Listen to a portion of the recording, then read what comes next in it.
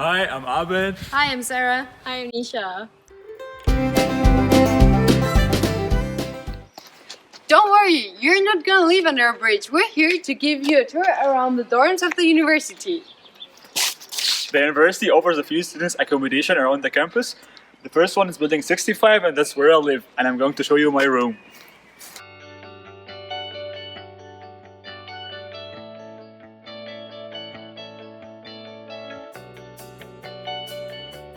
And here is my room.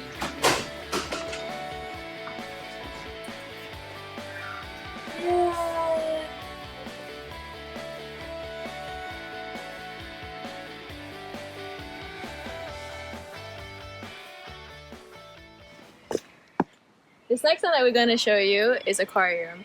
It's run by Studiums in Hohenheim, and if you want to apply to any of their rooms, you can check it out in the link in the description.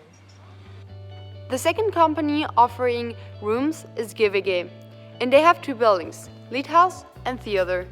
If you're interested in applying to one of these dorms, just check the link in the description. The biggest advantage of living in the dorms is that everything you would need is within 12 minutes of walking.